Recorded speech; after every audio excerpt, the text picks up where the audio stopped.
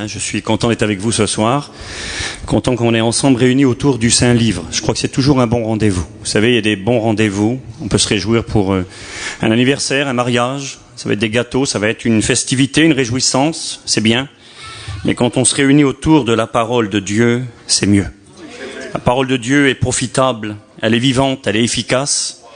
Et si on lui permet de faire ce qu'elle veut faire dans nos vies, eh bien, elle nous amènera très loin. Alléluia. Jusque dans le ciel de gloire. Que Dieu soit glorifié. Voilà, j'avais donc à cœur de partager avec vous un sujet biblique qui, je crois, est très important. Et puis je ne sais pas si c'est volontairement que le Seigneur fait comme ça. Ça pourrait être une continuité au message que j'ai partagé avec vous la semaine dernière, et puis aussi que des frères ont aussi fait allusion. J'avais parlé avec vous la semaine dernière de cette réalité que si nous voulions être bénis de Dieu, si nous voulions voir les écluses du ciel s'ouvrir sur notre vie, eh bien, il fallait réaliser qu'il y a des conditions dans la Bible. Le salut de Dieu, il est conditionnel. On obtient le salut de Dieu par la foi en Jésus-Christ. Il n'y a aucun autre nom sous le ciel qui ait été donné aux hommes par lequel nous devions être sauvés. Jésus, c'est le seul moyen. Il est le chemin, la vérité et la vie. Nul n'ira au ciel que par lui. Donc c'est conditionnel. Si on veut aller au ciel, il y a une seule porte, il y a un seul chemin, il y a une seule vérité, c'est Jésus. Alors ça, c'est incontournable. Mais ensuite, pour que la bénédiction de Dieu se déverse dans nos vies, pour que Dieu puisse faire en nous et à travers nous ce qu'il désire, eh bien là aussi, il y a des conditions. Des gens s'interrogent parfois et ont cette fausse idée que Dieu aimerait davantage certaines personnes, certains foyers, plus que d'autres. Parce que des fois on s'interroge, pourquoi ce foyer semble avoir une approbation de Dieu? Pourquoi une telle onction? La petite sœur disait qu'elle veut que son foyer soit une lumière, afin que son foyer fasse connaître le grand amour que Dieu seul peut donner. Le sens à une vie que Dieu seul peut donner. Et c'est son désir, son aspiration. Et je crois que c'est le désir de tout chrétien. Nous avons ce désir de communiquer ce que nous avons reçu.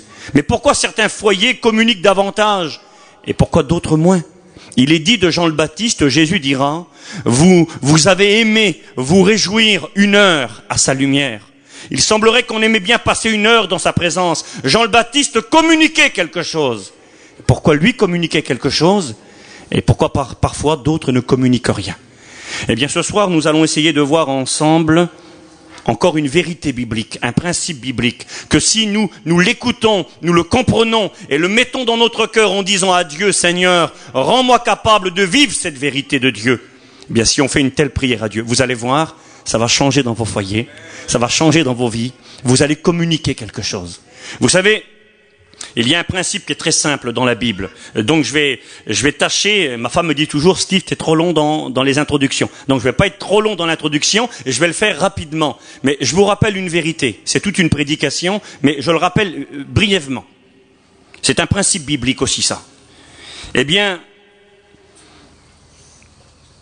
Dieu demandera tout le temps, toujours, la part de l'homme pour pouvoir se glorifier, pour pouvoir répandre sa bénédiction. Toujours, toujours.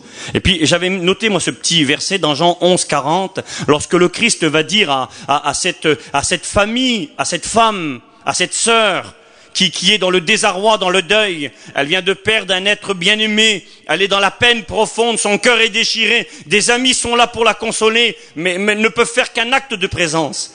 Elle est là avec sa peine, sa souffrance, son frère vient de mourir il y a quelques jours. Et puis Jésus arrive, et quand il arrive, tout est fini, il est dans le tombeau, c'est terminé. Il n'y a que cris lugubres, des gens qui poussent des cris, qui pleurent, il y a des pleureurs qui sont là, des gens qui ont des vêtements déchirés avec de la cendre sur leur tête. C'est un deuil, un désarroi, un désespoir, des incompréhensions, des questions, de la peine est là. Puis Jésus arrive, et c'est dans cette circonstance qu'il va dire, ne t'ai-je pas dit que si tu crois, tu verras la gloire de Dieu. Même quand il n'y a que peine, qu'il n'y a que larmes, que tout est noir, que le ciel est sombre, que on est au plus bas dans le désarroi et la souffrance, le Christ vient puis il dit, tu sais, si tu crois en moi, la gloire peut encore jaillir. Quand tout semble perdu, il y a des foyers qui semblent parfois perdus, il y a des situations qui semblent perdues, il y a des parents qui ont des enfants et qui disent, mais jamais mon enfant changera, jamais ma fille changera, jamais mon compagnon changera, jamais ça changera chez moi. On est tellement bas tombé, la misère est tellement profonde pour nous. Lorsqu'on est allé voir la place hier avec Jimmy, on est rentré dans un terrain pour demander à une femme qui était là, on a vu que c'était des voyageurs, on a demandé où c'est qu'il y avait la place désignée, si elle savait, la place pour les missions. Et puis on lui a demandé, es-tu chrétienne? Est-ce qu'il y a des chrétiens ici? On a demandé. J'ai vu qu'elle n'était pas chrétienne, elle avait une cigarette à la main. Est-ce qu'il y a des chrétiens ici? Et puis cette femme, elle a dit non, il n'y en a pas. Mais elle a dit on en a besoin. Hein, Jimmy, c'est ça, hein? Elle a dit on en a besoin. Elle était consciente, on en a besoin. Et puis là, ils en avaient besoin ce jour-là. Et quand Jésus va dire, ne t'ai-je pas dit, si tu crois, tu verras la gloire de Dieu, il va poser une condition humaine. Jésus n'avait pas besoin de cette condition, mais il va la poser. Il va dire, si tu veux voir la gloire de Dieu maintenant, vous allez rouler la pierre du tombeau. Et une fois que la pierre sera roulée, c'est votre part à vous, ça. Si vous croyez vraiment que moi je peux faire quelque chose, vous allez faire votre part à vous. Vous allez rouler la pierre, et quand la pierre sera roulée, moi je ferai le miracle, je ressusciterai le mort. Et j'aimerais vous dire, frères et sœurs, amis qui êtes là ce soir, si vous voulez voir la gloire de Dieu dans votre vie, il y a bien souvent des pierres que nous-mêmes nous devons rouler. Alors et si elles sont trop dures, si elles sont trop lourdes, ces pierres pour nous? Vous savez, une réunion, c'est pas un tribunal où on dit aux gens, t'as pas le droit de faire ci, pas le droit de faire ça, fais ci, fais ça. Si ces pierres sont trop lourdes pour vous, eh bien on a le droit de dire au Seigneur, Seigneur, aide-moi à rouler cette pierre. Et j'aime bien ce passage, lorsque le Christ va ressusciter, les femmes vont aller au tombeau et elles vont se dire comment qu'on va faire pour rouler la pierre. La pierre est tellement grande, tellement lourde. Et il est dit parce qu'elles avaient ce désir ardent de voir le Christ ressusciter. Elles voulaient voir la gloire de Dieu. Elles ne savaient pas comment faire, mais elles voulaient le faire. Et ce désir dans leur cœur a été suffisant. Et quand elles sont arrivées au tombeau, cette grande pierre qui était si grande, si lourde, qui pour elles était impossible, mais elles étaient venues pour voir la gloire de Dieu. Elles étaient venues pour voir le Christ ressusciter. Quand elles vont arriver, il est dit que la pierre, elle a roulé d'elle-même. Elles vont voir des anges et elles vont voir le Christ ressuscité. Et j'aimerais vous dire ce soir, frères et sœurs, c'est une grande vérité. Je ne vais pas m'attarder là-dessus maintenant. J'avais marqué, pour que la multitude soit nourrie de 5000 pains, il a fallu qu'un jeune homme d'abord donne ses 5 pains. Pour que le jeune David triomphe du Goliath, il a fallu qu'il prenne ses 5 pierres. Pour que le jour des noces à Cana, ce mariage qui allait tourner en désastre, en honte, en échec, eh bien, la Bible déclare qu'il a fallu mettre à disposition 6 vases de pierre. Et une fois que l'homme a fait sa part, les a remplis d'eau, Jésus a fait le miracle et il a changé l'eau en vin. Et puis je pourrais continuer, donc je vais arrêter, mais une grande vérité, mettez-la dans votre cœur. Si vous voulez voir la gloire de Dieu, si vous voulez que vos foyers sont en bénédiction, si vous voulez que les choses changent, ben vous devez vous prendre en main. Vous devez dire, Seigneur, j'ai ma pierre à rouler. Et si elle est trop lourde pour moi, Seigneur, rends-moi capable. Et il va le faire. Seigneur, j'ai mes 5 pains à te donner. J'ai les 6 jarres à proposer. J'ai les 5 pierres de David. Vous savez, souvent dans la Bible, on retrouve le chiffre 5. 5 pierres de David, les 5 pains du jeune garçon. Cette femme qui a eu 5 maris et sa vie est un échec. 5 dans la Bible, c'est le chiffre de la grâce de Dieu. Et c'est le chiffre de l'incapacité de l'homme. C'est l'homme qui est incapable par lui-même. David n'est pas capable de triompher de Goliath. Le petit jeune homme avec ses 5 pains ne peut pas nourrir la multitude. Cette femme a eu 5 maris et sa vie est un échec, un désastre. L'incapacité de l'homme. Mais c'est aussi le chiffre de la grâce de Dieu. Et puis dans ces situations, la grâce de Dieu a été manifestée. David a triomphé. La multitude a été nourrie. Et puis le jeune garçon a été un grand moyen de bénédiction. Est-ce que vous le voulez ce soir? Alors avant qu'on médite ce principe qu'on va partager ensemble, j'aimerais qu'on puisse prier ensemble. Et dire, Seigneur, ce qu'on va écouter ce soir, eh bien que tu m'aides. Le Christ a dit, Apocalypse 3:20, si quelqu'un entend ma voix, on va écouter sa voix. Et ouvre la porte. Ah, voilà ta part. Ouvre la porte. Seigneur, j'ouvre la porte. J'accepte ta parole. Je veux que ça change. Je veux mettre en application ce que tu m'as dit. Alors, le Jésus promet une réjouissance. Je vais venir, moi. Je vais venir. Et puis je vais me réjouir. Et je vais souper avec lui et lui avec moi. Et ça va être une grande réjouissance. Si ce soir on accepte de mettre en pratique cette parole de Dieu, au même titre que toutes les paroles que nous écoutons dans toutes les réunions, eh bien il y aura de la bénédiction pour nos vies. Voulez-vous qu'on prie un instant le Seigneur? Alléluia. Que Dieu nous bénisse. Avec Martial, on prie le Seigneur, notre frère ancien. Que Dieu nous parle ce soir et qu'on puisse mettre ce principe dans nos cœurs. Seigneur, il est vrai que ta parole, Seigneur, a des comme un marteau qui brise le roc, Seigneur. Ce soir, je sais que tu vas ouvrir les écluses du ciel. Tu vas donner à ton messager, à ta parole, Seigneur, que ton esprit descend sur lui. Du loin, tu lui donnes le message, Seigneur, parce que tu l'as mis à part ces jours-ci, Seigneur. Oui, Seigneur. Afin que nous puissions comprendre sa parole, ta parole à travers lui, Seigneur. Roi-le, bénis-le, dans le nom de Jésus-Christ. Amen. Amen, Seigneur. Merci, Seigneur. Alléluia. Que Dieu soit béni. Je vous propose une lecture dans la Bible, l'Épître aux Romains, chapitre 13, et le verset 7. Je lis pour vous et avec vous, pour ceux qui ont la parole de Dieu. Épître aux Romains, chapitre 13, et verset 7. Il est dit ceci. Donc je tâcherai d'abréger dans la mesure du possible. C'est une petite étude biblique, donc ça serait peut-être trop long. Je tâcherai d'abréger, mais néanmoins je vous donnerai ce qu'il y a sur mon cœur, puis que le Saint-Esprit puisse diriger cette réunion. Romains chapitre 13 et verset 7 nous dit ceci. Rendez un ordre de Dieu, donné par la bouche de Saint Paul. Rendez à tous ce qui leur est dû. L'impôt à qui vous devez l'impôt, le tribut à qui vous devez le tribut, la crainte à qui vous devez la crainte, l'honneur à qui vous devez l'honneur. Rendez à tous ce qui leur est dû, l'honneur à qui vous devez l'honneur. Et à qui doit-on l'honneur? Il est écrit dans 1 Pierre chapitre 2 et verset 17.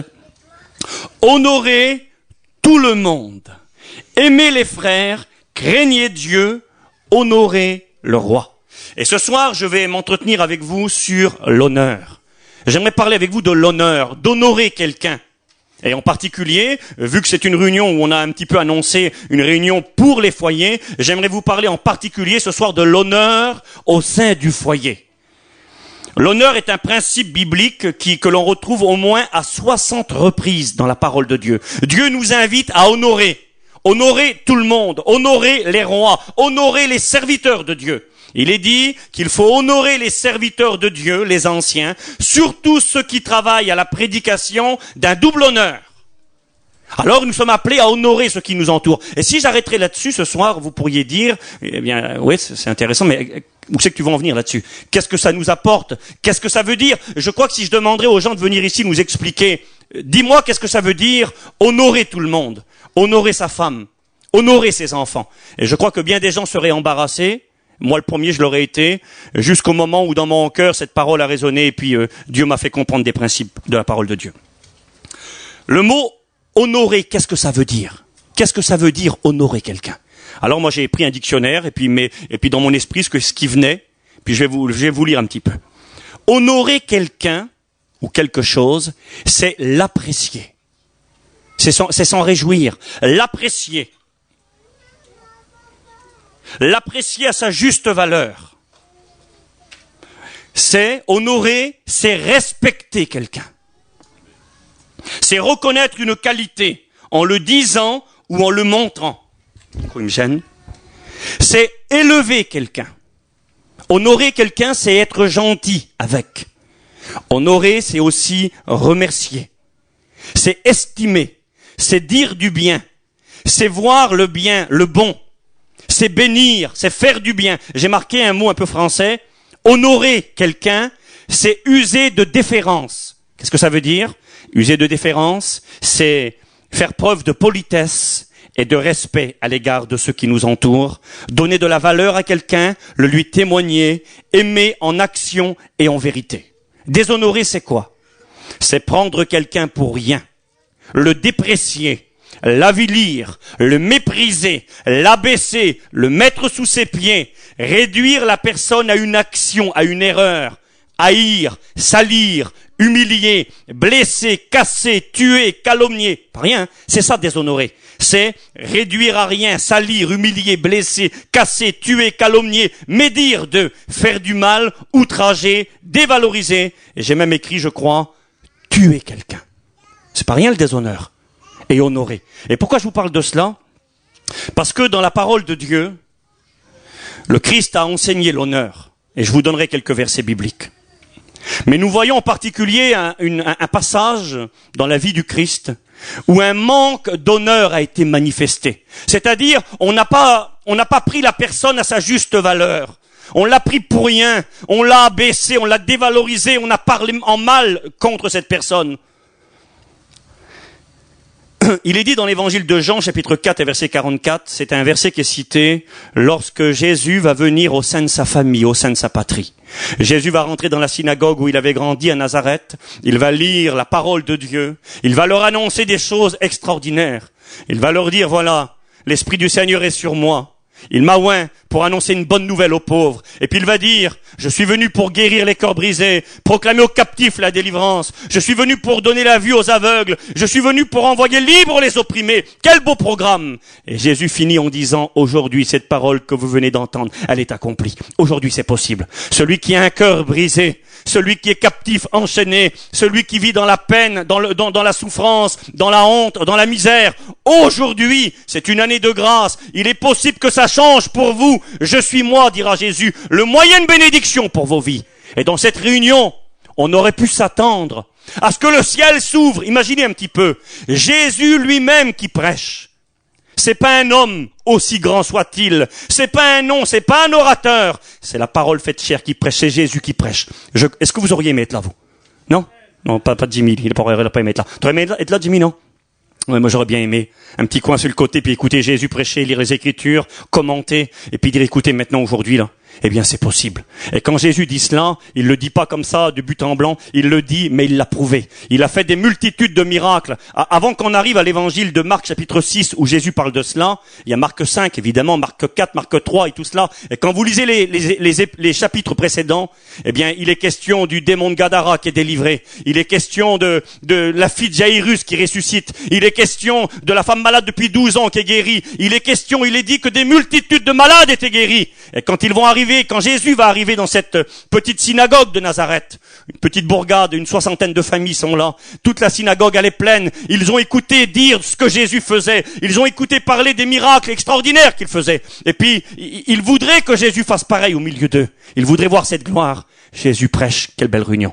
Vous savez comment qu'a fini la réunion? A fini la réunion que Jésus est obligé de se sauver parce qu'ils veulent le tuer.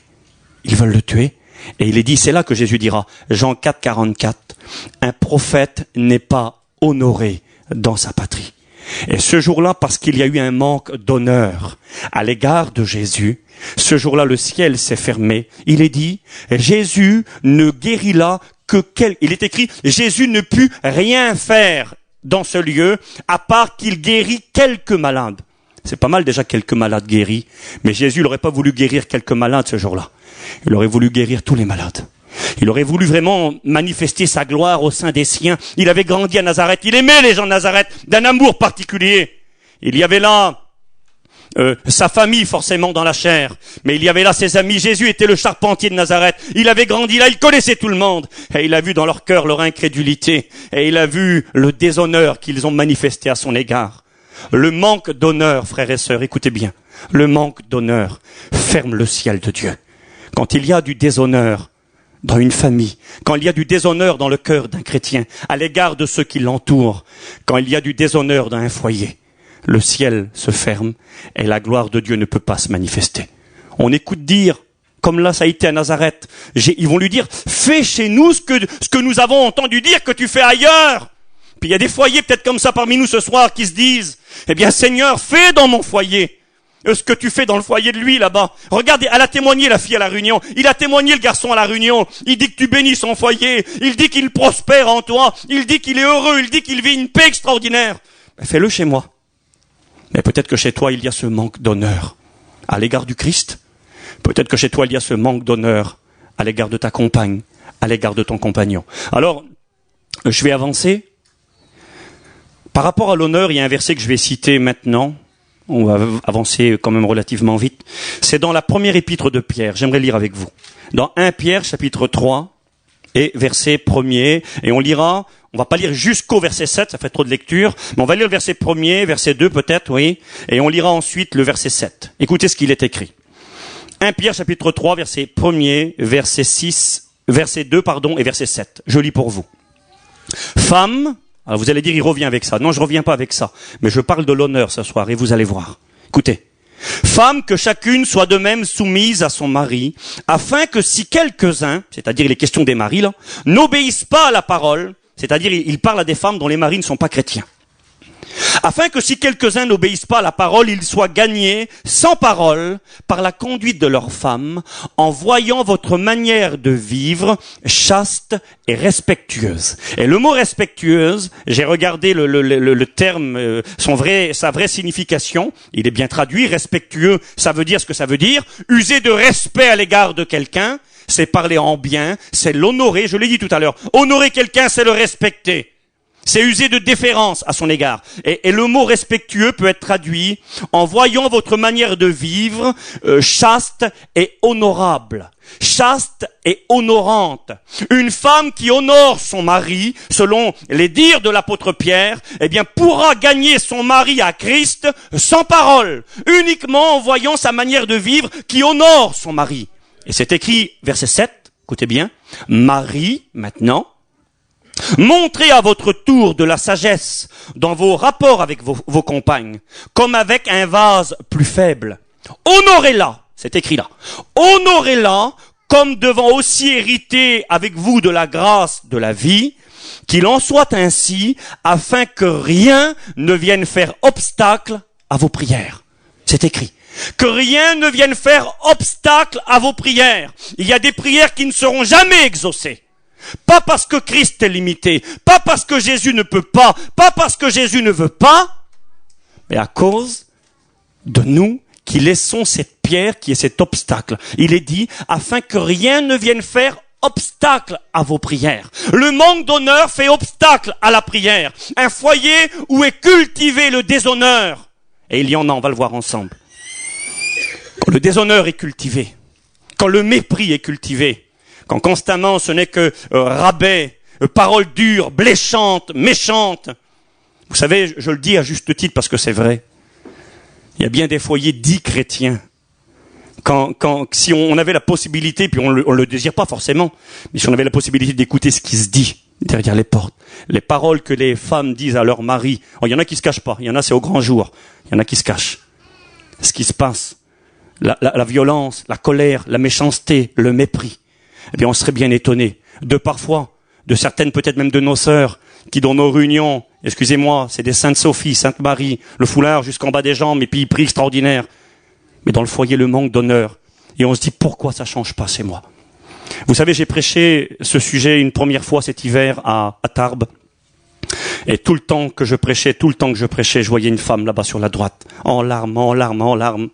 Christou, au début de la réunion, il avait dit, on va faire en sorte que chaque compagne s'assit à côté de son compagnon. Alors ça a mis un peu de tumulte au début de la réunion, et puis chaque femme s'est assise à côté de son mari, puis la réunion a eu lieu. Et pendant que je prêchais, il y avait donc cette femme et son mari à côté d'elle. Et puis elle, tout le long, a pleuré.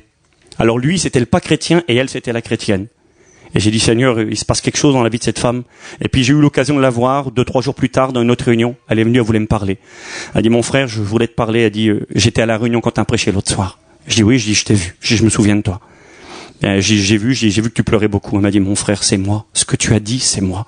Elle dit, c'est moi la chrétienne. Je veux que mon mari se convertisse. Mais j'ai une attitude à son égard.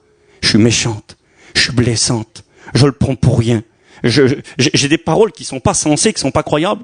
Et puis quand tu parlais, je réalisais combien ça me concernait. Il y a un autre garçon qui est venu me trouver. Il était plus gentil, lui, un chrétien. Il mariait qu'une chrétienne. C'est ce qu'il m'a dit. Il m'a dit, tu sais, mon frère, il dit, ça m'a fait du bien la réunion l'autre soir. J'y sais bien, tant mieux. Je sais que Dieu te bénisse. Ouais, il dit, j'étais concerné à 80%. Ça va comme ça, hein? Pas à 100%. Il a pas voulu comme trop se mettre à terre. Il dit, j'étais concerné à 80%. Que Dieu le bénisse, ce bon frère. S'il a compris ce principe, le ciel se ferme. Jésus aurait voulu à Nazareth la renverser, bouleverser, bénir ses amis, sa famille, ouvrir son ciel comme il l'avait fait ailleurs, mais là il n'a pas pu le faire. Le déshonneur était cultivé. Jésus ne put rien faire parce que dans sa patrie, il ne fut pas honoré. C'est écrit dans la parole de Dieu. Il y a un personnage, je ne sais pas si vous le connaissez. Il s'appelle Cham. Cham, c'est le fils de Noé. Exactement. Noé avait 3 fils. Sem, Cham et Japheth. Et il est dit ceci dans la parole de Dieu. Lorsque, après le déluge, le fameux arche de Noé va se poser sur le mont Ararat, là-bas en Arménie, et puis l'humanité va commencer à reprendre vie ici-bas sur cette terre. Et il est dit qu'au bout d'un certain temps, Noé va cultiver la vigne, et il va boire du fruit de la vigne, du vin. Est-ce qu'il a été surpris ou pas, peu importe, mais il est écrit que Noé, enivré par le vin, va perdre la raison. Et il est dans sa tente, au sein de son foyer, et il est dit donc que Noé va se dévêtir. C'est écrit dans la parole de Dieu. Et là, il est écrit que Cham va rentrer dans la tente de son père. Et quand il va rentrer à l'intérieur, il est écrit qu'il va voir son père complètement dévêtu, ivre-mort. Et quand il va le voir, il va sortir de la tente, Cham, et il va il va décrier son père, c'est-à-dire il va parler à ses frères qui étaient là, certainement à sa compagne, à ses belles-sœurs. Il va leur dire, vous avez pas vu? Excusez-moi l'expression, on va dire le langage moderne d'aujourd'hui, nous. Vous avez pas vu l'état qu'il est, le vieux? Il est complètement mort, incendié dans la tente. C'est comme ça que ça s'est passé. Et la façon qu'il a fait, quand il va dire ça à ses deux frères, ils vont pas dire, viens Michto, on va rigoler, on va aller voir le vieux, qu'est-ce qu'il fait? Non, ils ont pas dit ça du tout. Il est dit que les deux frères, quand ils vont apprendre ceci, ils vont dire, c'est notre père qui est là-dedans. Est-ce qu'il a été surpris ou pas, je me répète, je sais pas, mais c'est leur père qui est là-dedans. Et quand ils vont arriver devant la tente, il est dit qu'ils vont prendre un vêtement, et qu'en marche arrière, sans regarder leur père, vous voyez le respect qu'ils ont à l'égard de leur père, en marche arrière, ils vont reculer, ils vont garave leur père, ils vont le cacher, et puis ils vont cacher leur père, et puis ils vont le mettre dans un coin de la tente, et puis ils vont ressortir sans le regarder. Puis il est dit que le lendemain, quand Noé va revenir dans son état, il va apprendre ce que son fils le plus jeune lui avait fait. Et écoutez ce qu'il est dit. Je lis pour vous la Bible, la parole de Dieu. Il est écrit, c'est dans la Genèse, au chapitre 9, versets 20 à 27. Écoutez ce que Noé va dire sur son fils Cham, au verset 25 en particulier. Il va dire, maudit, écoutez bien, maudit soit Canaan. Canaan, c'est Cham, c'est son fils. Maudit soit Canaan, Cham, qu'il soit l'esclave des esclaves de ses frères, parce qu'il m'a méprisé. Parce qu'il a déshonoré son père. C'est vrai qu'il avait mal fait. Et je dis pas qu'honorer c'est cacher une vérité. Et je dis pas qu'honorer c'est couvrir ce qui est mal. Mais je dis qu'honorer, ce n'est pas divulguer forcément à tout le monde. Il y a des choses qu'on n'a pas besoin de savoir. J'aimerais vous dire qu'il y a des choses que les gens n'ont pas besoin de savoir sur vos foyers. Moi, j'ai pas besoin, ma sœur, de savoir quel est ton mari, si c'est un alcoolique, si c'est si c'est un feignant, si c'est un bon à rien. J'ai pas besoin de le savoir, ça. Et puis toi, mon frère, j'ai pas besoin de savoir, moi, des choses de ta compagne. Il y a des choses qui sont dans le foyer, qu'il faut parler ensemble, discuter, mais c'est déshonoré. Et j'en connais des foyers comme ça. Je pense à cette brave sœur que j'aime beaucoup d'ailleurs. Je pense à elle souvent. Que Dieu la bénisse. Alors je vais vite, je vais à gauche, à droite, c'est pas grave. Cette femme qui croyait bien faire, mais qui bien souvent aurait mieux fait de se taire que de parler. Il est dit que sais-tu, femme, si tu pourras pas gagner ton mari sans parole, par ta manière de vivre, chaste et honorante à l'égard de ton mari. Quand vous alliez visiter ce petit foyer-là, souvent, vous écoutiez, le mari était assis là, t'es là, elle est vaillante, elle est gentille, la femme c'est une chrétienne. Lui c'est un rétrograde. Vous écoutez souvent dire, eh ben il est beau, hein, regarde-le l'alcoolique. Ouais, ça m'intéresse moi. Il est beau l'alcoolique, il verra bien de toute façon s'il reste comme ça, il va aller en enfer et puis il est perdu. Vous allez dire, elle a raison, la femme c'est un rétrograde, et c'est vrai qu'il est alcoolique en plus. Elle a raison. Mais est-ce qu'elle a besoin de le dire devant moi? Est-ce qu'elle a besoin de le dire devant vous, ça? Je rentre dans le foyer, Billy. Est-ce qu'elle a besoin de te dire à toi, là, tu le connais pas, toi? Eh ben, il est beau, l'alcoolique. Il verra quand il va aller en enfer. Une grande évangéliste. Puis il y a pas longtemps, son mari, il est parti avec une autre. Le grand évangéliste. Puis c'est pas converti pour autant. De l'abaisser devant tous, de l'humilier, de le prendre pour rien. Elle espérait peut-être le gagner, mais combien qu'elle aurait mieux fait de se taire, cette brave sœur, ce jour-là. On a besoin d'apprendre. Elle aurait dû honorer son mari. Parler en bien de lui. Tout seul peut-être lui dire, écoute mon homme, t'es un chrétien, tu t'es éloigné de Dieu, c'est dangereux ce que tu fais. Mais divulguer devant tous, rabaisser quelqu'un. Je crois qu'il était touché dans son orgueil. Ben oui, forcément. Dans son amour propre. Je crois pas que c'est comme ça qu'il aurait dit, je vais aller à la réunion ce soir, au contraire. Elle était en train de le braquer, elle était en train de l'abaisser, lui faire perdre la face. Que Dieu soit béni et glorifié. Cham a déshonoré son père. Et une sentence est tombée sur lui. Dieu n'a pas dit tu vas être béni, non, il a dit tu vas être maudit. Et tu vas être l'esclave des esclaves. C'est-à-dire tu seras rien du tout. Et j'aimerais vous dire que quand le déshonneur est cultivé dans un foyer, faut pas s'attendre à voir la gloire de Dieu.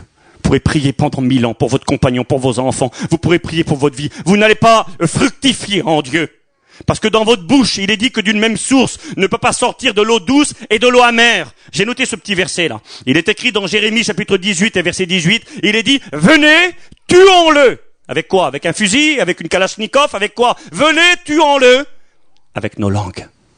Une parole peut tuer. Une parole peut briser. Une parole de déshonneur et une parole d'honneur, combien que ça fait du bien. Une parole d'honneur, combien que ça construit. J'aimerais vous rappeler ceci. Jésus, nous devons lui ressembler. J'ai noté le verset tout à l'heure, je ne sais pas si je le verrai. Il est écrit dans la parole de Dieu, ayez en vous les sentiments qui étaient en Jésus-Christ. Bon, le verset, je ne l'ai pas sous mes yeux. Philippiens 2,5. Ayez en vous les sentiments qui étaient en Jésus. Quels étaient les sentiments de Jésus? Alors je vais vous les rappeler. Jésus, lui, il honorait tout le monde. Et il y a des gens, frères et sœurs, amis qui êtes là ce soir, qui sont faciles à être honorés. Il y a des gens qui sont doux, qui sont gentils, qui ont toutes les qualités du monde, donc faciles à honorer. Mais il y a des gens que c'est plus difficile d'honorer. On écouterait, peut-être certains se diraient, soit, mais mon copain, tu connais pas mon mari, toi. Tu veux que je l'honore, mais il a rien pour être honoré. Tu veux que j'honore ma femme, mais elle a rien d'honorable, ma femme. Comment tu veux que je l'honore, moi? Comment tu veux que je dise du bien d'elle? Comment tu veux que je sois bon avec elle? Comment tu veux que je sois gentil? Mais elle est méchante, c'est la pire des femmes, ou c'est le pire des hommes. C'est souvent ce que se disent certains. La preuve, si c'était pas vrai, il n'y aurait pas si tant de divorces. Eh bien, Jésus, lui, il honorait tout le monde. Vous connaissez celui qui s'appelle le fils de l'honneur dans la Bible? Le fils de l'honneur, ou alors fils hautement estimé, hautement honoré. C'est qui? Bartimée. Bartimée, ça veut dire le fils qui est hautement estimé, le fils qui est honoré. Eh bien, le fils honoré Bartimée, il était déshonoré par tous. C'était le clochard sur le bord de la route qui faisait la manche, qui attendait une petite pièce pour pouvoir subvenir à sa faim, qui souvent se couchait le ventre vide le soir. Excusez-moi, Bartimée devait pas être ramassé avec des pincettes. Il était sur le bord de la route, il était dans la poussière, il sentait mauvais, il était au soleil à Jéricho. À mon avis, Bartimée n'était pas très honorable et pas très honoré. D'ailleurs, quand il va apprendre que Jésus passe, que va-t-il faire? Il va crier. Il va dire, Jésus, fils de David, aie pitié de moi, il va crier. Et qu'est-ce qui va se passer? Vous connaissez l'histoire. Il est dit que la multitude qui était là, les gens qui étaient là, vont lui dire, tais-toi. Vous savez, on dit pas tais-toi à tout le monde. On dit pas tais-toi à tout le monde. Si le gaillard, il mesure 1m90, qu'il est mal décidé, comme il disait le jour Billy, les deux malabars, la torse nue, à eux, on leur dit pas tais-toi, On dit pas tais-toi, mon copain. Un petit malheureux, excusez-moi, un trimard. Un petit chorello, un petit rien du tout, il a pas de force, il a pas de nom, c'est pas quelqu'un d'important. Alors à lui, on va lui dire, tais-toi. Excusez-moi, ferme ta bouche, tais-toi, parle pas, toi. Ah oui, il peut rien, lui. Mais le costaud, le grand, le méchant, on lui dit pas ça, à lui, personne ne lui parle. À Bartimée, on pouvait lui dire, tais-toi. Tais-toi, mon copain, écoute, t'es qui, toi? Tu veux arrêter Jésus, mais tu te prends pour qui? Reste sur le bord, tais-toi. Toi, t'es le trimard, t'es le clochard, t'es sur le bord de la route, tu sens mauvais, t'as rien à revendiquer. Et puis Jésus, il s'intéresse pas à toi. Et puis cet homme-là, même si on le déshonore, même si pour les gens il est rien, même si pour les gens c'est le trimard sur le bord de la route et que personne s'intéresse à lui, il est dit que Jésus va s'arrêter. J'ai noté ça, moi, j'aime bien, ça me plaît ça, moi. Jésus va s'arrêter. J'ai marqué pour lui, c'est beau ça, pour lui. 2, il va le faire appeler. Appelez-le. Qui on appelle? Le ministre? On appelle qui? Lui là? Mais non, pas lui. Appelez-le, faites-le venir. Il faut aller le chercher, Jésus a dit, obligé d'écouter. Tout le monde arrête, la multitude arrête. Jésus arrête, il fait arrêter tout le monde pour lui. 2, il le fait appeler. 3, il l'écoute. Qu'est-ce que tu veux? Que veux-tu que je fasse pour toi? Qu'est-ce que tu veux? Il l'écoute. Il s'arrête pour lui, il le fait appeler. Il lui parle, il l'écoute. Vous savez que c'est bon quand quelqu'un vous écoute? C'est vrai, Moi je me dis, je parle pas mal aussi. Alors quand je vais chez quelqu'un, des fois dans mon cœur, je me dis, Seigneur, faut que j'écoute, faut que je me tais. Puis je me force, faut que j'écoute. Parce qu'il y a des gens, des fois, ils ont simplement besoin de parler. Puis ils ont vidé leur sac, leur peine, et puis quand tu t'en vas, ils sont contents, ça leur a fait du bien. T'as rien fait de spécial, toi. Tu les as simplement écoutés. Jésus l'écoute. 3e. 4e, Jésus le bénit, parce qu'il lui donne la vue. Et 5e, j'ai marqué, Jésus l'accepte à sa suite. Il est dit que Bartimée se leva et suivit Jésus sur le chemin. Il peut lui dire, écoute mon copain, maintenant tu t'en vas, Je suis Jésus, moi je suis quelqu'un, je suis le roi des rois, le seigneur des seigneurs, je suis le fils de Dieu, je suis le plus grand roi, le roi des rois. Tu te prends pour qui? Tu vas me suivre, toi? Il est dit qu'il se leva et qu'il suivit Jésus sur le chemin. Jésus l'a accepté avec lui. Alors, amen, gloire à Dieu, c'est vrai. Jésus a honoré le sans honneur. Jésus, il honore tout le monde. Il honore le petit, le trimard, le malheureux, celui qui n'a pas de nom, celui qui intéresse personne. Mais est-ce que nous serions capables de le faire, ça? Je ne sais pas. Je vais vous dire un témoignage. C'est un témoignage qui est arrivé à un serviteur de Dieu qui s'appelle Jim Sambala. C'est un serviteur qui est connu aux États-Unis. Et ce pasteur a eu à cœur d'aller évangéliser dans le Bronx, à New York. Et le Bronx, c'est loin, l'un des coins les plus dépravés de New York.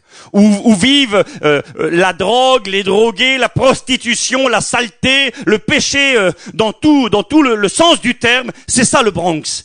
Et lui, il a à cœur d'aller sauver ses âmes dans les ténèbres, profondément enracinées dans le péché. Il se sent poussé par l'esprit. Et il y va. Et il loue un petit local et il commence des réunions. Et par jour, je crois qu'il fait 6 ou 7 réunions. Pas mal, hein? 6 ou 7 réunions par jour dans ce milieu infâme, il prêche la parole de Dieu. Et voici qu'un soir, un jour, il a fait des réunions toute la journée, et puis un soir, la journée se termine, la réunion est finie, et puis l'église est en train de prier, les têtes sont baissées, et voici qu'un individu s'avance dans l'allée centrale vers l'estrade où se trouve le pasteur Jim Sambala. Jim Sambala est sur l'estrade, je crois qu'il est assis sur une chaise, et il voit cet individu avancer dans l'allée centrale. Et ce monsieur, il approche sur le devant, et il dit, « Pasteur !» Et il l'entend. Alors il lève la tête, il regarde, il dit, « C'est pas vrai, c'est lui, je suis mort. » Ce monsieur-là, c'est un clochard alcoolique, qui s'était pas lavé depuis plusieurs jours. Il expliquait le témoignage, le frère, et qui sentait très mauvais. Et puis ce monsieur, il arrive devant, il l'avait vu souvent devant l'église, il rentrait jamais dans la salle, toujours devant la salle. Et puis bon, quand il passait, il donnait une petite pièce, un petit billet. Et là, il le voit devant, il dit, c'est pas vrai, il est là, lui. Alors il baisse la tête, il fait genre, j'ai rien écouté. Puis le monsieur, il rappelle, pasteur. Alors il lève la tête, il regarde, il rebaisse la tête. Et puis ça continue, puis à un moment donné, il y a un membre de l'assemblée qui est là, qui se lève et qui l'appelle, il dit, pasteur, il dit, le monsieur, il vous appelle. Et en vrai, il l'avait écouté, mais il a fait style, je l'ai pas écouté, parce que ce monsieur l'intéressait pas. Il a vu en lui, là, à un moment donné, je sais pas ce qui s'est passé dans son cœur, un dégoût. Ce gars qui sent mauvais, ce gars qui est sale, là, ce gars qui est répugnant, qui est peut-être pas digne d'honneur pour lui. Puis il regarde, mais c'est quoi cet individu? Alors, vous savez qu'est-ce qu'il a fait? Devant l'insistance et devant le personnage de l'église qui l'a appelé, il s'est levé. Il est descendu de l'estrade et il s'est approché de cet homme. Il a fouillé dans sa poche et il a pris un billet de $5, $10, et de loin comme ça. Il l'a tendu et il a dit, tiens, prends. Puis il va prendre ta bouteille de vin. Tiens, prends. Comme ça, il a donné. Et le clochard l'a regardé, il lui a dit, mais monsieur, je veux pas de votre argent. J'ai écouté la parole de Dieu. Je veux ce Jésus dont vous avez parlé. Et vous savez qu'est-ce qu'il a fait, le pasteur Jim Sambala? Il a pris le billet, il l'a mis dans sa poche. Puis il a regardé ce clochard, là. Puis vous savez qui c'est qui a été le plus béni à ce moment-là? C'est pas le clochard, c'était lui. Il a regardé ce clochard, puis il a dit, c'est pas vrai, Seigneur. J'ai méprisé, j'ai déshonoré cet homme. Je l'ai juste limité à ce que je vois là. Un pauvre gars, esclave du péché, piégé, trompé par le diable, alcoolique, une vie brisée. J'ai juste vu ça en lui. Et moi, je l'ai méprisé, et moi, je l'ai déshonoré. Et quand il s'est approché de lui, il dit le témoignage, il dit, je me suis approché de lui, et puis je l'ai pris dans mes bras, je l'ai serré contre moi, et puis j'ai prié pour lui de tout mon cœur, et puis la bénédiction de Dieu est tombée. Alléluia.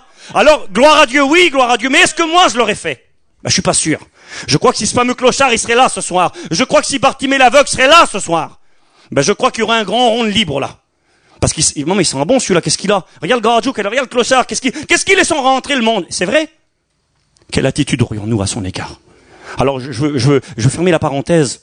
Mais nous devons apprendre à honorer tous ceux qui nous entourent. Même les sans honneur. Et j'aimerais vous dire par rapport au foyer, même si ton mari, c'est pas la perle de Grand Prix, et ta femme, c'est peut-être pas la grande perle de Grand Prix, c'est ta femme néanmoins. Lui, c'est ton mari. Et tu dois apprendre à honorer même celui qui semblerait n'est pas digne d'être honoré.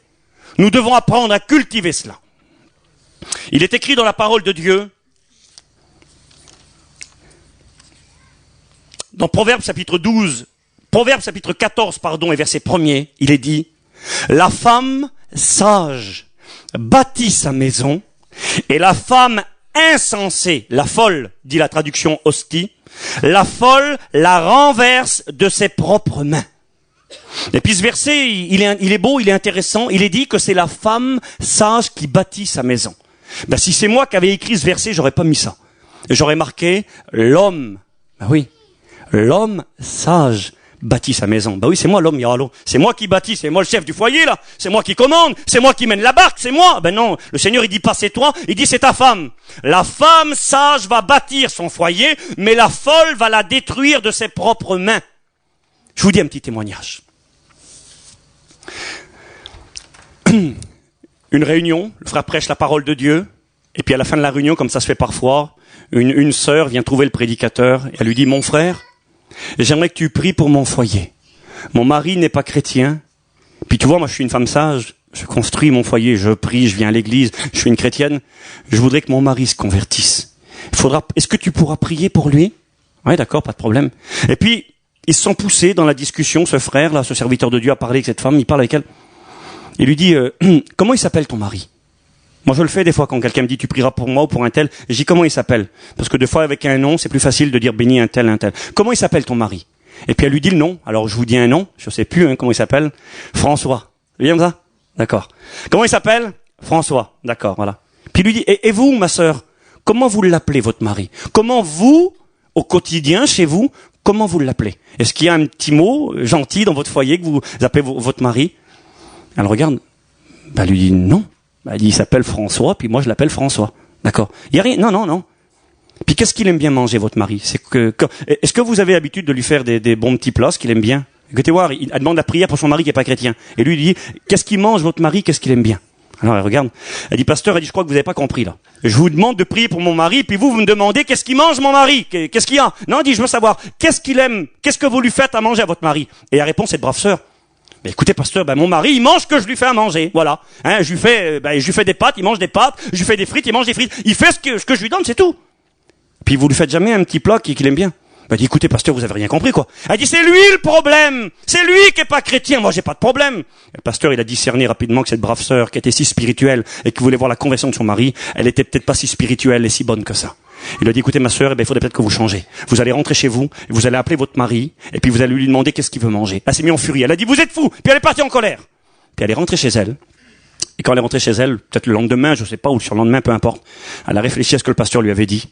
Elle s'est placée devant son Dieu, puis elle a reconnu combien qu'elle manquait d'honneur à l'égard de son mari, combien qu'elle manquait d'être aimable, d'être gentil, d'avoir ce petit mot-là, de reconnaissance, d'appréciation, de reconnaître la qualité de son mari, sa valeur. Elle ne voyait peut-être qu'en lui quelqu'un qui était en route pour l'enfer, mais elle ne réalisait pas que c'était son mari, qu'il avait besoin d'être aimé, d'être honoré, d'être apprécié. Et puis elle a pris son téléphone, elle a téléphoné à son mari, il était au bureau. Elle a dit, allô, chérie, ça va? Quand il a écouté chérie, il est tombé mort, lui. Il dit, allô, qu'est-ce qui se passe? Il y a un problème chez nous, à la maison? Non, il dit, non, il y a aucun problème. Mais non, il dit, ici, il y a quelque chose. Pourquoi tu m'as appelé chérie? Non, il y a un problème à la maison. Non, elle dit, non, il y a rien. Elle dit, je t'appelais juste pour savoir ce que tu voulais manger ce soir. C'est ce qu'il a dit, le monsieur.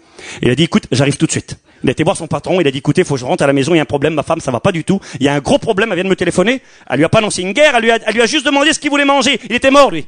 Il a pris son après-midi, il est rentré chez lui. Puis quelques semaines plus tard, le mari de cette brave sœur passait par les eaux du baptême, il avait rencontré Jésus. Chérie, qu'est-ce que tu veux manger?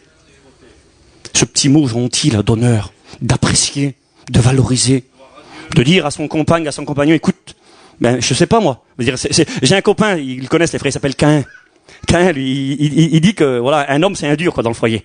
Et il dit des fois, je la vois faire, il dit, je vois que je perds du terrain, je perds du terrain. Alors il dit quand je perds du terrain, il dit je mets Django. Il dit si je mets Django Reinhardt, c'est que je suis plus spirituel. Il est charnel. Alors il voit que ça va pas. Alors il dit je veux pas perdre du terrain. Il est gentil, Caïn, il a un bon foyer. Sa compagne, c'est une sœur qui aime le Seigneur et lui aussi ils ont un bon foyer. Mais j'aimerais vous dire que c'est pas Yahalo d'être gentil avec sa compagne. C'est pas Yahalo de dire un mot gentil. Vous savez, j'ai marqué ça, c'est un peu décousu, c'est pas grave. J'ai marqué sur les petites notes que j'ai écrites là. Écoutez, n'honorons pas les nôtres quand ils sont morts. Écoutez bien. Ça ne sert à rien d'acheter une tonne de fleurs quand notre personne nous a quittés, si on n'a pas été capable de le faire quand elle était vivante, et de mettre regret sur une tombe, honorons-nous vivants tant qu'on le peut. J'aimerais vous dire que c'est une grande vérité. Maintenant, ne me faites pas dire ce que je n'ai pas dit. Quand on a perdu quelqu'un, acheter des tonnes de fleurs, ça montre des fois le sentiment, l'amour, le regret, ce que vous voulez, d'accord, c'est bien, faites-le. Marquez des belles pierres, on t'oubliera jamais, c'est bien. Mais pendant qu'il est vivant, honorons-nous. Ayez un petit mot gentil. N'ayons pas ce regret une fois qu'elle est partie, de dire à quelqu'un, écoute, je t'aime, tu comptes pour moi, t'as de la valeur pour moi. Tout le temps des paroles qui cassent, qui tuent, qui blessent, t'es rien. Jamais montrer un peu de reconnaissance, un peu d'amabilité. Nous devons apprendre et demander à Dieu, Seigneur, apprends-moi à honorer, donne-moi à emprunter le chemin de l'honneur. Parce que quand on honore son compagnon, quand on honore sa compagne, eh bien le ciel de Dieu s'ouvre, Jésus peut bénir. Le ciel ne se ferme pas, on n'est pas maudit. Canaan, Cham a été maudit parce qu'il a déshonoré son père. Vous savez, parmi les versets que je voulais citer, il est écrit dans la parole de Dieu, dans le Nouveau Testament, il est dit ceci. Je vous lis ce verset par rapport à l'importance de l'honneur. Éphésiens 6, versets 2 et 3, il est dit, honore, un ordre de Dieu. Alors il est question dans le verset, c'est vrai, honore ton père, ta mère, mais c'est valable pour tous ceux qui nous entourent. Honore tout le monde, il est écrit, honore. C'est le premier commandement avec une promesse, afin que tu sois heureux et que tu vives longtemps sur la terre. Tu veux être heureux? Tu veux que tes prières soient exaucées? Tu dois dire à Dieu, Seigneur, apprends-moi à honorer.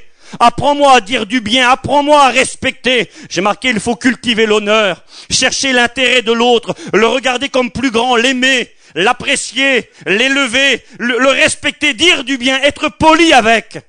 C'est beau quelqu'un qui est gentil avec sa compagne. Bon, je le dis, tant pis. Hein, des fois, j'écoute la compagne à Samson. Elle lui dit mon cœur. Ah, hein? C'est pas vrai ça, où c'est qu'elle est? Je la vois plus Betty, hein? Allez, hein? Mon cœur, ouais, hein? Alors, tu pourrais l'écouter, pour dire, c'est pas grave, là, mon cœur. Il est petit le cœur, il fait 2 mètres le cœur. Ah oui? Ben, moi, quand j'écoute ça, je dis, Seigneur, c'est beau. Hein? Elle apprécie son mari, elle lui parle gentiment, quelle beauté. Alors, je vais pas faire lever les mains ce soir. Mais maintenant, je pense qu'il y a des sœurs parmi nous dont les maris ne sont pas serviteurs de Dieu, ne sont pas, même pas chrétiens. Et puis qui, dans leur cœur, diraient, Seigneur, si mon mari pourrait devenir chrétien, combien je serais content.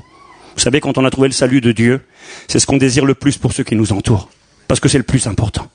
Vous savez, pour nos enfants, que Dieu vous bénisse, que Dieu vous aide à prospérer matériellement. Achetez-leur des véhicules, des campings quand ils se marient, des beaux camions, payez-leur le permis. Faites tout ce que vous pouvez, que Dieu vous bénisse. Mais n'oubliez jamais que l'essentiel pour eux, c'est de leur communiquer Jésus. Parce que tout le reste, ça passera, c'est du vent, ça va, ça vient, c'est pas des valeurs sûres, mais l'évangile connaît Jésus. Donc on veut le meilleur pour ceux qu'on aime. Puis je crois qu'on veut tous que nos compagnons, nos compagnes deviennent chrétiens, chrétiennes. Kaloun témoignait, il jeûnait tous les 15 jours pendant des années pour sa compagne. Aujourd'hui, elle est chrétienne. On désire le meilleur pour ceux qu'on aime. Et puis certains ce soir se disent, ben moi, mon mari pasteur, alors là j'y pense même pas. Ça c'est, j'ai écouté les témoignages des fois. Ben je voulais que Dieu bénisse mon compagnon, il en a fait un serviteur de Dieu. J'en demandais pas si tant, et puis Dieu m'a donné plus que ce que je voulais. Et je crois qu'il y a des sœurs qui, dans leur cœur, eh bien, à y réfléchir, ben je vois peut-être pas ça possible, mais combien je serais content mon mari servirait Dieu. Je vais vous dire le témoignage d'une sœur dont le mari servait Dieu. Il y a des sœurs qui voudraient ce soir. Le texte dit que la folle, elle démolit son foyer de ses propres mains. Je venais de me marier, et puis nous étions à la convention de Chamblay ou de Cambrai, peu importe. Et puis j'étais jeune marié, j'étais tout content. Je marchais avec ma jeune épouse et on allait se promener sur la convention. Je voulais la prendre par le bras, elle voulait pas, elle avait honte. Elle a dit arrête, il entre, elle voulait pas. Je suis marié, moi t'es ma femme et puis je suis fier, je suis content, hein, je t'aime, regarde t'es ma femme. Alors moi Charedo, ma petite femme à côté, là, elle voulait pas, elle se poussait, enfin bref. On avance tous les deux. Et puis on arrive, elle me dit, écoute, je vais te présenter, elle dit, un homme, c'est un serviteur de Dieu. Moi j'étais étudiant, alors un petit jeune étudiant content. Ben je dis, viens, on y va. Et on arrive dans ce foyer de serviteur de Dieu à la convention. Et quand je rencontre ce pasteur, ce serviteur de Dieu, il est plein d'huile, plein de noir sur le front, sur les mains. Il est en train de réparer les moteurs de la mission. J'ai plus un camion de la mission, les moteurs de courant pour la mission. C'est un serviteur de Dieu, mais engagé jusqu'au cou. Il est engagé, vraiment, il aime l'œuvre de Dieu. Il est responsable d'une église, il fait des réunions partout, il joue du piano, il chante pour Jésus, il prêche la parole à la convention. Il n'a pas les 2 pieds dans le même sabot, il est investi, il s'occupe, il répare le moteur, il travaille dans la convention. Je l'ai même écouté prêcher sous le grand chapiteau à la convention. Et puis c'était une bénédiction par son message. Je me rappelle encore aujourd'hui ce qu'il avait prêché. Ça fait pourtant des années. Et puis donc content, je rencontre ce serviteur de Dieu, je suis un petit jeune, moi je suis content. Puis il me dit, viens chez moi. Alors, je vais avec lui chez lui, il était plein d'huile, puis il dit à sa femme en arrivant, il dit, ma femme, donne-moi un petit peu d'eau, il dit que je me lave les mains. Et puis elle, je sais pas ce qu'elle a, moi. Elle commence à l'insulter devant moi. Qu'est-ce que t'as, t'es un commis, t'es le commis du monde, c'est toujours toi, regarde. Et j'étais mort, moi. Je dis, Seigneur, qu'est-ce qu'elle a, la femme? Et puis il y a des paroles que je vous dirais même pas qu'elle a dit, tellement que c'était vulgaire et déplacé. Femme de serviteur de Dieu, je la connais pas, moi. Elle sait pas qui je suis. Si elle a quelque chose à dire à son mari, à la limite, tout seul, après, écoute comment ça se fait, je suis toujours sur la place, tout le monde est parti, t'es toujours en train de t'occuper, puis à la limite, une femme de Dieu le dit pas. Elle va dire, mon homme, vas-y, c'est bien. Tiens, je t'ai préparé ta petite cuvette d'eau chaude, là. Quelle beauté, mon homme, il travaille pour Dieu. Il aime les choses de Dieu, il est investi, il est engagé. Et puis, je vais l'aider, je vais l'encourager, non? Eh ben, t'es beau, t'es le commis du monde. Et elle l'a insulté, elle lui a mal parlé devant moi. Et vous savez ce que j'aurais voulu à ce moment-là? Je vais être charnel 2 secondes seulement. J'aurais voulu qu'il lui mette une gifle, moi. J'aurais voulu que honnêtement, ça m'aurait rien fait du tout. J'aurais pas dit les beaux le pasteur, j'aurais dit, Seigneur, qu'est-ce qu'elle a? Elle est folle, cette femme-là. T'as-tu un problème? Puis enfin bref, écoutez la fin de l'histoire. Bien, ce brave frère, quelque temps plus tard, on apprenait des soupçons qu'il était parti avec une demoiselle. Puis aujourd'hui, il n'est plus dans le ministère, il n'y a plus de pasteur, il n'y a plus rien du tout. Elle a détruit son foyer de ses propres mains. Il y a des femmes sur leur tête qui pleurent, j'aimerais que mon mari devienne chrétien, j'aimerais que mon mari devienne serviteur de Dieu. Elle l'avait, le mari serviteur de Dieu, elle. Mais au lieu de l'aimer, au lieu de l'encourager, au lieu de l'aider, au lieu de l'honorer, elle l'a déprécié, elle l'a abaissé, elle l'a écrasé. Quelle femme terrible, hein.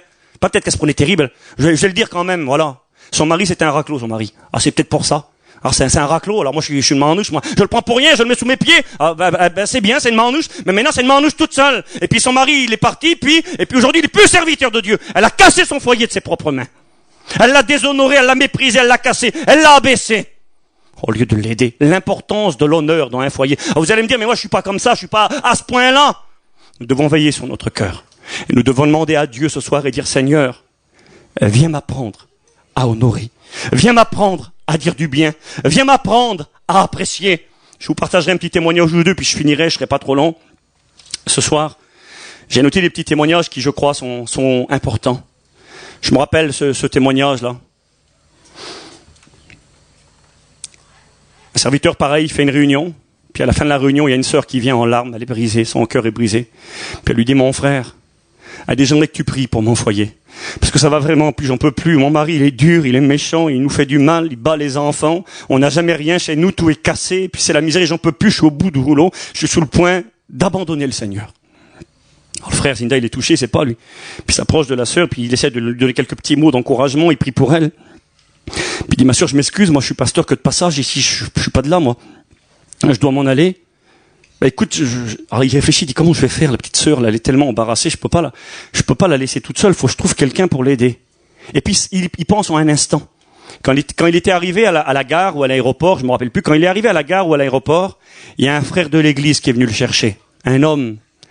En 2 secondes, il a étalé son pédigré, le plus vaillant de l'église. Il était dans l'auto, il a été le prendre, il dit bonjour pasteur, il dit voilà, je suis un ancien, je fais partie de la salle comme ça là, je m'occupe de tout, vous voyez, je joue de la guitare, je joue du piano, je chante dans l'église, je suis diacre, je m'occupe de tout. Il faisait tout.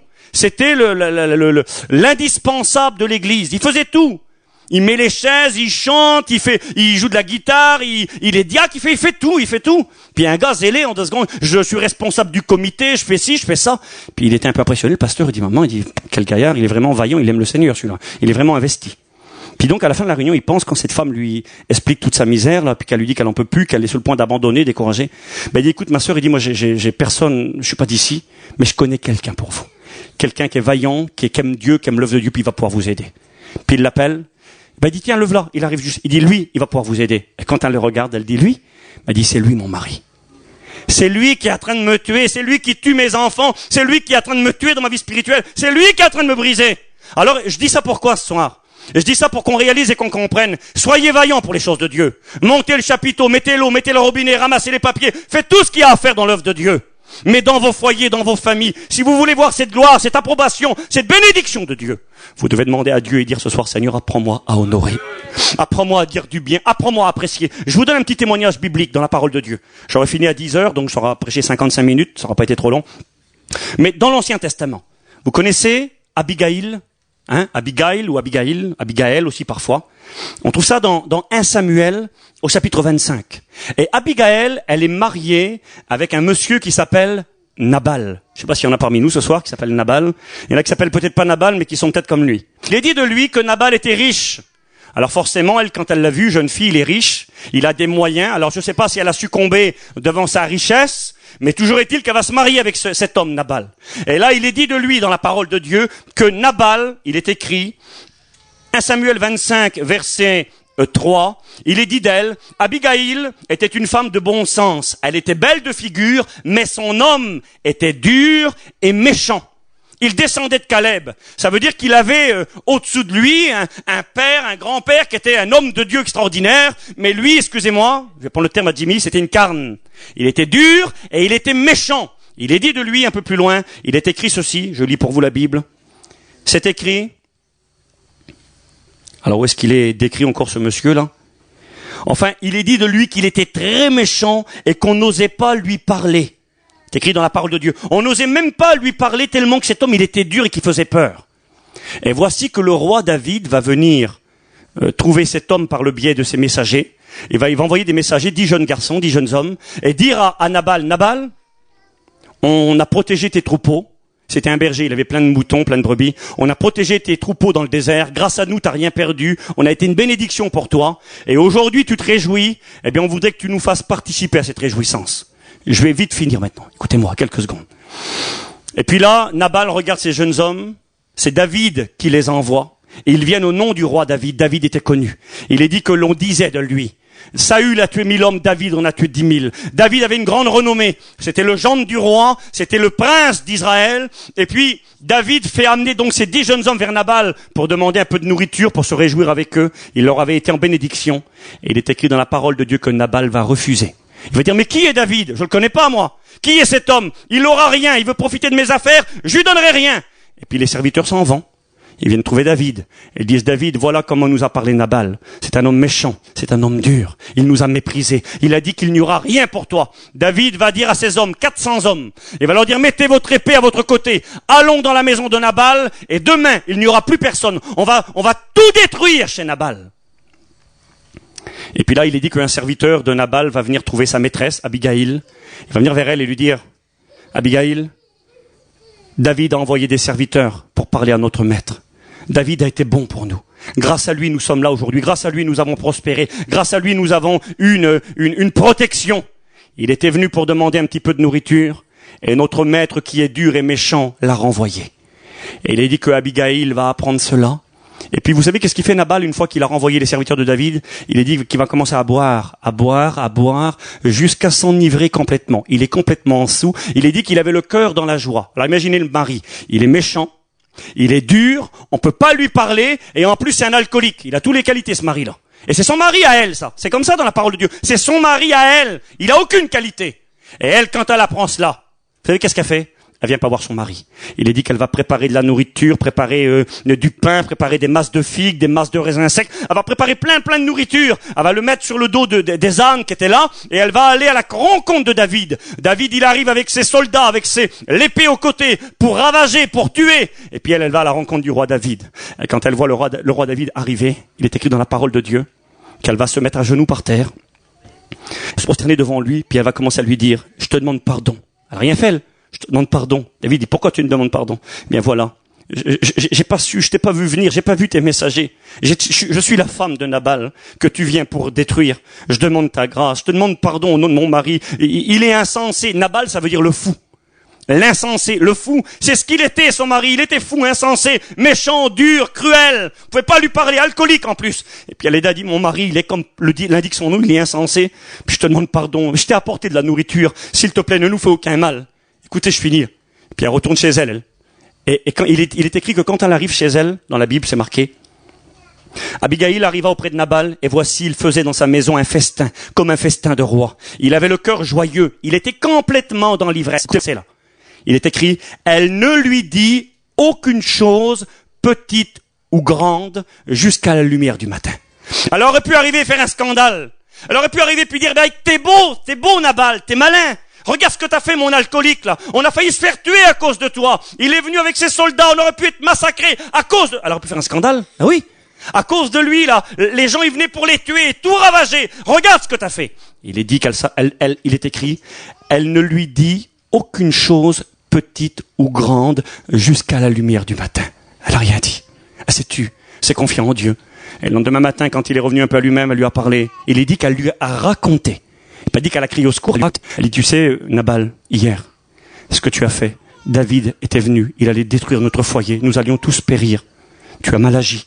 Et vous voyez quelle sagesse, quelle douceur, quelle beauté. Elle l'a pas diminué, abaissé devant tous. Elle a été cette femme de sagesse qui, ce jour-là, a construit, a béni, a sauvé son foyer. Et nous devons apprendre cela. Nous devons dire à Dieu, Seigneur, forme-moi, Seigneur, travaille-moi, apprends-moi l'honneur, à honorer tous ceux qui m'entourent, à dire du bien, à ne plus abaisser, à savoir apprécier, à savoir dire un merci, à savoir dire un je t'aime, à savoir dire tu comptes pour moi, à savoir dire je suis content que tu es là.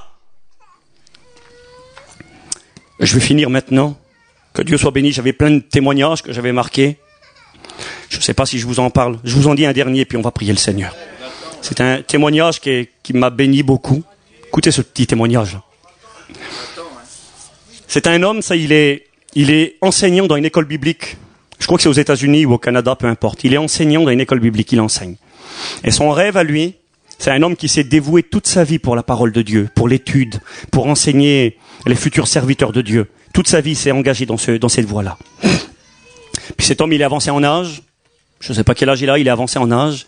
Et puis son rêve dans son cœur, à lui, ça aurait été d'occuper une place importante au sein de l'école biblique où il travaillait. Et puis, écoutez-moi, s'il vous plaît, quelques minutes, je vais finir. C'était son désir, son aspiration profonde. Appliqué à l'étude, et puis il va se voir confier une place, l'ancien de l'école biblique, c'est-à-dire le directeur, le responsable de l'école biblique, le fruit d'un travail de toute une vie. Et toute sa vie, il a travaillé, il a enseigné, il a peiné, il a tout fait pour Dieu. Et voici que le comité de l'école biblique où il travaille se réunit et ils disent, on va nommer notre frère un tel, l'ancien, le directeur, le responsable. C'était une tâche honorifique et puis une tâche qu'il méritait. Il avait travaillé toute sa vie pour cela. Mais avant qu'on lui propose cette tâche-là, sa femme va tomber malade. Elle va attraper la maladie d'Alzheimer. Alzheimer, ça attaque le cerveau. Et puis, on ne sait plus ce qu'on fait. On ne reconnaît plus les nôtres. Malheureusement, peut-être certains connaissent cette maladie. On fait des choses qu'on n'a jamais fait. On dit des paroles qu'on n'aurait jamais dit. On devient méchant. On se rend pas compte, c'est le cerveau qui se dégénère et puis qui est en train de mourir, les cellules meurent, c'est une maladie terrible, horrible. Et sa femme, elle attrape la maladie d'Alzheimer. Et puis, à cause de cette maladie, sa femme, elle devient complètement invalide. Il faut que c'est lui qui la nourrit comme un petit bébé, à la petite cuillère. Excusez-moi, il faut qu'il la lave comme un enfant. Et puis elle devient méchante, elle l'insulte, elle lui crache dessus. Quand il lui met à manger dans la bouche, elle crache le manger. Imaginez-vous, c'est pas terrible ça, comme foyer. Et puis, il a des enfants, cet homme-là, forcément. Il a ses enfants qui sont là. Et puis, c'est dans ce temps-là qu'on vient lui proposer. On lui dit, mon frère, on te connaît, ton sérieux, ta régularité, le travail que tu as produit. Nous voudrions que tu sois l'ancien de notre école biblique, le directeur. Tu en es digne, on veut t'honorer, puis on voudrait tellement t'avoir pour nous. Et cet homme-là, il est placé devant un choix. Il a sa femme qui devient invalide, complètement insensée, elle perd la raison, elle devient complètement à charge, elle peut plus vivre toute seule, c'est plus sa femme en réalité, c'est plus la femme qu'il a connue, elle qui était brillante, qui était intelligente, elle fait des choses extraordinaires en mal. Puis là, il y a son fils qui vient le trouver, à ce serviteur de Dieu. Écoutez, moi je finis maintenant. Et puis il dit à son père, il lui dit, papa, il dit, écoute, il dit, tu sais maman, il dit, il faudrait peut-être penser à la placer dans un hôpital spécialisé. Ben oui, comment faire quand on est confronté à des situations comme ça? Des fois, il n'y a pas le choix. Il dit, faudrait peut-être, il dit, regarde, tu peux plus t'en occuper. Faut que tu t'occupes d'elle, faut que tu donnes à manger, faut que tu la laves, faut que tu la changes. Et puis regarde, elle a plus sa tête, elle crache, elle fait n'importe quoi. Et puis regarde la tâche qui t'est proposée. C'est le rêve de toute ta vie, mon père. On te connaît, nous. On sait que t'as peiné toute ta vie, t'as travaillé. Et puis, regarde la place qui t'est proposée maintenant. Alors mon père, le fils qui dit ça à son père, prends cette place qu'on te propose. Et puis maman, place-la dans une famille, dans un foyer spécialisé. On comprendra, c'est pas de ta faute. Et là, le père a regardé son fils. Il dit, tu sais, mon fils, il dit, ta mère que voilà, c'est la femme que j'ai conduite à l'autel lorsque nous nous sommes mariés. C'est la femme que j'ai juré d'aimer dans les bons et dans les mauvais jours. C'est la mère, c'est ta mère, c'est la mère de mes enfants. Et puis si elle, aujourd'hui, elle sait plus qui moi je suis, eh bien moi je sais qui elle est. Elle est mon épouse. Et je vais m'occuper d'elle et je vais l'honorer jusqu'au bout. Eh bien cet homme, moi je crois qu'il a eu l'approbation de Dieu. Oh, il a peut-être pas eu le titre, il n'a pas été le grand ancien de l'école biblique, mais aux yeux de Dieu, ce jour-là, il a eu cette approbation de Dieu de honorer sa femme jusqu'au bout. Et j'aimerais vous dire, on va prier maintenant. Je ne voulais pas vous en dire davantage. Il est écrit, honore ta femme, afin que rien ne vienne faire obstacle à ta prière. Il est écrit, femme, honore ton mari, afin de le gagner par ta manière de vivre sans parole. Il est écrit que la femme insensée, elle détruit son foyer de ses propres mains. Il est écrit dans la parole de Dieu que la femme qui est insensée, elle est une carie dans les os de son mari, c'est-à-dire un cancer des os. Ce soir, c'est pas ce que Dieu veut que vous soyez. Dieu veut que vous soyez des réparateurs.